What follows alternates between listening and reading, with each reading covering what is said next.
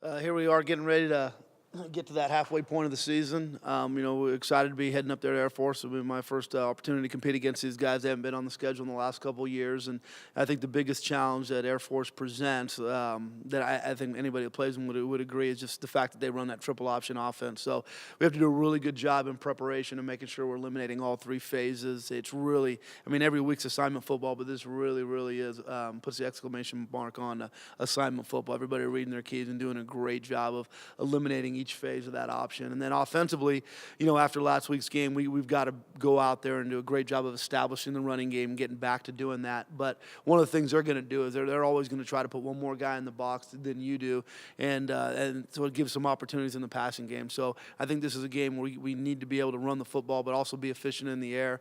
And then again, we know we need some more explosive plays on special teams. So it's a chance for us to get back to 500, a chance for us to get back to have a winning record in conference, chance for us to get halfway to bowl eligibility. So there's a lot of things at stake right now with a whole lot of football left to play. So again, it looks like we're going to have great weather out there. We got a noon kickoff, 11 o'clock our time. So it won't be as cold as it was last time Mike was there, right? I wasn't there, but it was like negative 22 or something. So it'll be a much nicer day than that. And again, we're excited to go compete. Tony, I heard you on the radio talking about the preparation, the time you put in, not just this week, but leading up to it, and plus you've got a unique training method this week, right? Yeah, so, a couple things is, again, when you're placing the triple, it's just so different. You just don't see it very often. And obviously, now we'll see it a couple times this year. Little variations of it, but Air Force will run it. New Mexico's got a unique offense, and they'll be on the schedule for a couple of years. So in the spring, we spent a couple of days, I believe 4 practices. We spent 20-minute segments working on the option. We did it in fall camp. We did it during our bye week. So we wanted to make sure that when we got to this week on the schedule, there was some familiarity with calls and checks, and obviously there's a lot of stuff we got to add in as we prepare. And the biggest thing we talk about phases is, you got to tackle all three. So it's not even about having a football out there. You get a snap, you got the dive, you got the QB keep, and you got the pitch, and all three phases have to be eliminated on every single snap. So you can't be looking for the football when you're playing against an option team. What, you're using a Nerf ball? Is that what you're doing? Yeah, snapping a Nerf ball. And then, but we don't even catch it. We just snap it just so we simulate the snap, and then everybody eliminates all three phases. For you, and then either Mike or Armani can answer.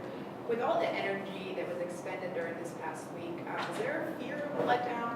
And then for the players, do you guys feel, like there was so much energy expended in going into next week, or is it just kind of business as usual? It's like Coach said, back to getting 500, another chance to get a win, that type of stuff? For me, I would say the more the season goes along, win or loss, I'd have felt the same way, as in my time's running out.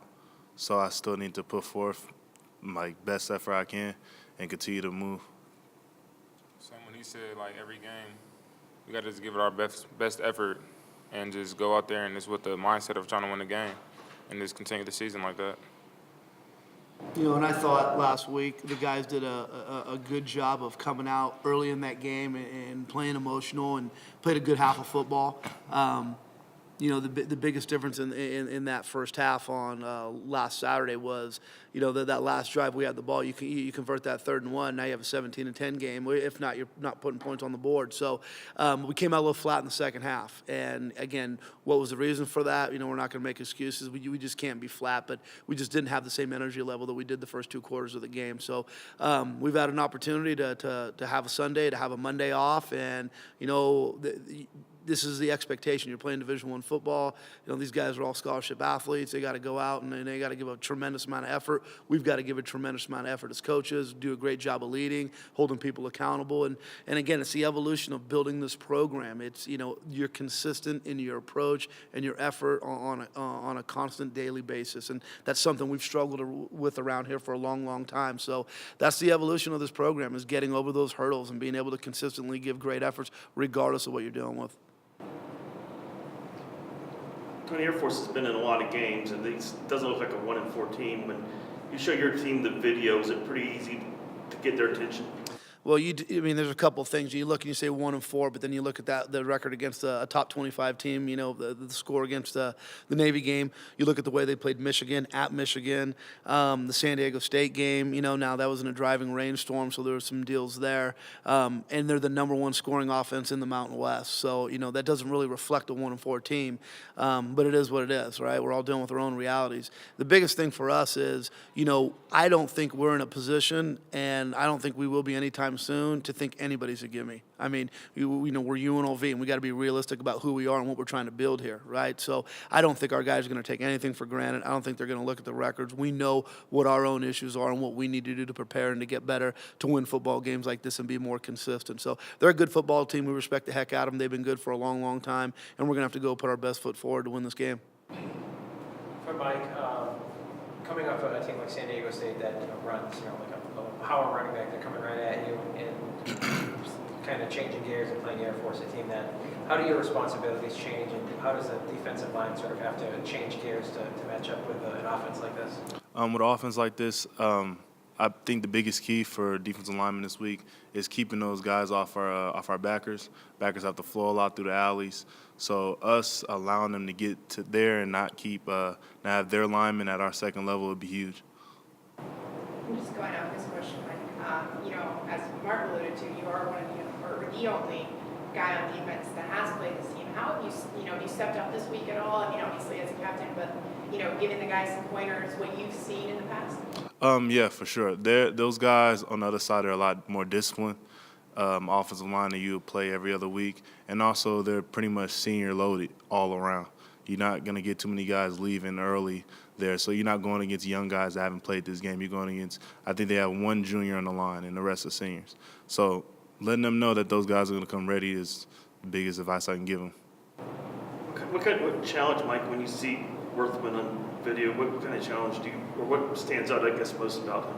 The way they come off, those guys are coming off trying to move you out the way. I mean, I played in a double-wing offense. I was a tackle, in high school. So I kind of understand that mindset and what they're going to bring. Tony, their quarterback, what is it about him that kind of pops out to you? He's real efficient. He does a really good job of executing the offense. And, and the scary thing about a team that runs the ball as much as they do is when they do pass, you can't get caught with your guard down. So when you look at it, I believe they only have 60-some-odd pass attempts on the year.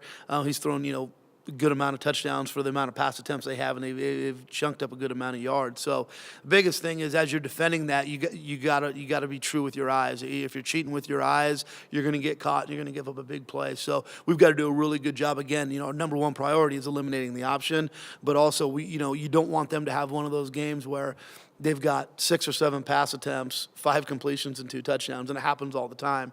You look at the last couple of weeks when they're putting the ball in the air 17 and 18 times. That's not what they want to do, and I think that, when you look at stat box at the end of the game, if you see that many pass attempts, and that means we've done a good job of forcing them to be more aggressive because of the way we're playing on offense. So it's going to work on both sides. We're going to have to put points up on the board to get them to kind of, get a little bit more aggressive so they can't just sit in and be very conservative and run that option and then get you here and there with some play-action passes. Do you see this as being a shootout type game? Oh, I hope not. I hope we don't give up a bunch of points, and we expect our defense to play better. We haven't played, we haven't played great defense. We've given up a ton of yards, at this point of the year. And we've played some good football teams, but, there's been a couple of times where I felt like, we haven't tackled as well as we could have in space, haven't been able to apply as much pressure as we wanted to on the quarterbacks, and we've got to get better. And, it's time to start now. Again, you look at this last, 7 games starting here with Air Force, and I tell the guys all the time, the most important game you're ever going to play is the one right in front of you, but it starts right here and right now with us doing a better job of being fundamentally sound, being assignment sound, tackling in space, and being a better defense. And again, we've got to be just as productive on the other side of the ball to give ourselves the best chances. When you look at the 2 wins we have, we've played pretty good defense in those games, and we did a really good job on offense. The one game that that it kind of sticks in your side. You look and a lot of mistakes, a little inefficient on offense, scored a bunch of points, but inefficient, didn't play well on defense. So we got to do a good job of matching that up this week. And I don't want to be in a shootout. I want to score a bunch of points, and I don't want them to score any. So I don't know how realistic that is, but that's the mindset our guys have to have in preparing for this team. How do you think DeAndre Sanders has played the last couple weeks? You know what? I think he's played great. I mean, when you're a third string guy and you've gotten, you haven't gotten as many reps, obviously, he's a guy who started 3 years ago, so he's not your traditional guy who's been, a number 3 that has stepped in with no experience. So he's done a really good job of coming on in. He's done a great job with his snap execution. We haven't had a lot of issues there. This last week, I thought he did a good job going against a pretty darn good defensive front. So I'm proud of him for his effort and the way he's played, and he'll continue to progress. And, just happy for him that he's getting this opportunity. Any update on Joe Lang? Joe Lang, we do not know. It's 50-50 whether or not he'll participate.